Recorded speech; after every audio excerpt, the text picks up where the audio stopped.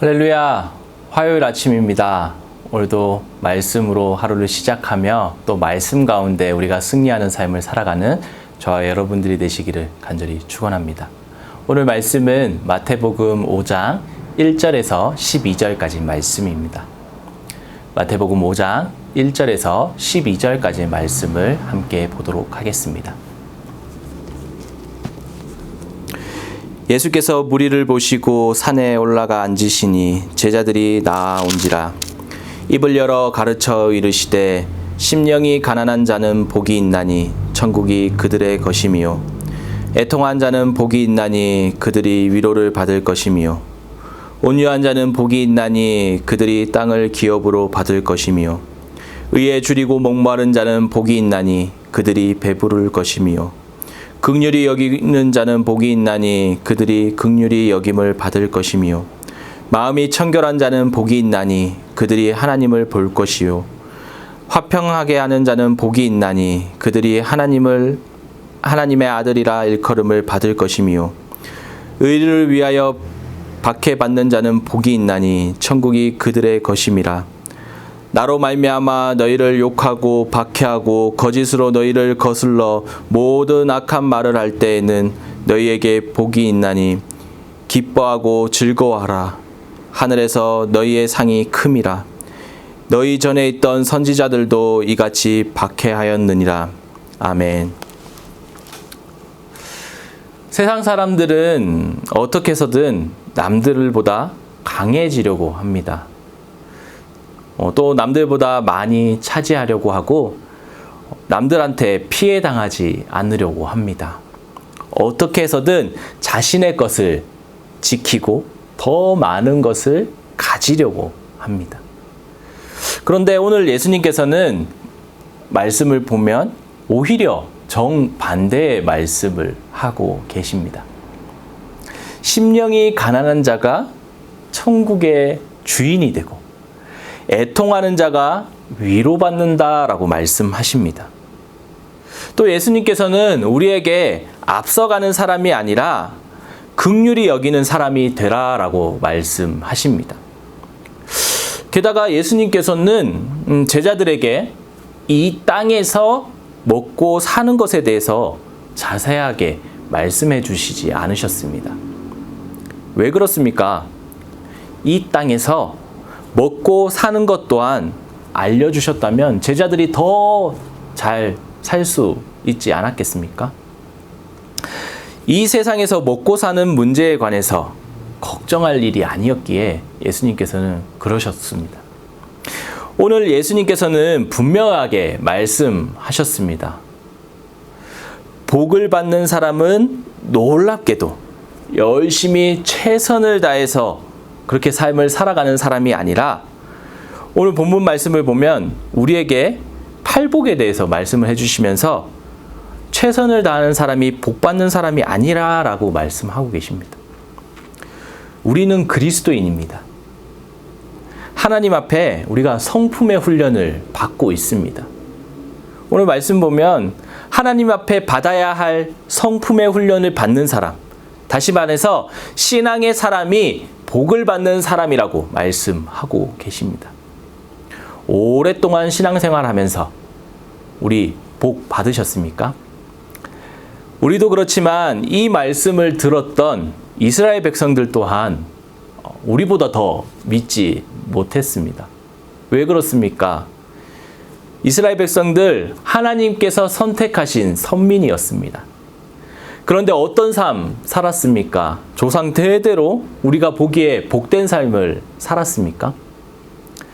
물론 이스라엘 백성들이 하나님을 떠난 삶, 그 삶을 살아가면서 하나님께서 벌을 내리셨지만 또 다시 하나님께로 돌아왔을 때에는 하나님께서는 용서해 주셨습니다.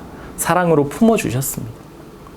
그들이 바벨론 포로로 끌려가서 바벨론에 있을 때 그들에게는 수많은 삶의 문제들이 있었습니다. 어떤 문제들이 있었습니까? 그들에게 경제적인 문제가 있었습니다. 또 신분의 문제가 있었습니다. 포로 생활을 하고 있었기에 건강의 문제도 있었습니다. 그리고 자녀의 문제들도 있었고 결혼의 문제도 있었습니다. 남의 나라에서 잘 삶을 살아가기 위해서 남들보다 뛰어난 부분이 있어야 했습니다. 우리가 가지고 있는 문제들과 좀 많이 비슷하지 않습니까? 우리가 안고 있는 이러한 문제들, 그들도 이런 문제들 가지고 있었습니다. 그런데 그 모든 문제의 해결은 신기하게 다른 곳에 있지 않았습니다. 이스라엘 백성들이 종교적인 문제에서부터 해결이 되었음을 우리가 알 수 있습니다. 우리가 에스라서를 보면 하나님께서 이 고레스의 마음을 감동시키십니다. 하나님께로부터 마음의 감동을 받은 이 고레스가 자신이 지배하고 있던 온 나라에 조서를 보냅니다. 이 조서의 내용을 보면 이스라엘 백성들을 다 예루살렘으로 돌아가도록 그렇게 명령하였습니다. 이것은 파격적인 일입니다. 있을 수 없는 일이 지금 일어났습니다. 아무도 이런 방법을 생각해 보지 않았습니다. 이스라엘 백성들에게 있어서 경제 문제는 경제 문제로만 해결해야 되는 줄 알았습니다. 자신의 신분 문제는 자신들이 신분을 상승시킬 수 있는 능력을 가져야 해결할 수 있다고 그렇게 믿었습니다. 그런데 하나님께서 하시면 어떻게 됩니까? 모든 이스라엘 백성들의 문제는 더 이상 문제가 되지 않았습니다. 직장 문제, 자녀 문제, 교육 문제, 수많은 문제가 더 이상 문제가 되지 않았습니다. 왜 그렇습니까? 이스라엘 백성들이 바벨론을 떠나 예루살렘, 하나님께서 약속하신 그 땅으로 돌아가게 되면 모든 것이 다시 시작되기에 그렇습니다. 새로운 신분과 새로운 직장, 또 새로운 나라를 세우게 되면 나의 조국을 위해서 해야 할 일들이 많이 기다리고 있기에 그렇습니다. 이 모든 문제의 해결은 그들이 힘쓰고 애쓴다고 되는 것이 아니었습니다. 하나님께서 역사하시고 움직이시니 한꺼번에 모든 문제가 해결되었던 것입니다. 하나님께서는 신앙 문제의 하나로 우리의 인생의 중요한 문제들을 줄줄이 연결하여서 해결되는 것을 우리가 한 번씩 느낄 때 있습니다. 오늘 예수님께서 산에 올라가서 제자들에게 복을 받는 비결에 대해서 말씀해 주고 있습니다. 우리가 하나님 앞에 받은 성품 훈련들 뒤로 물러서면 안 됩니다.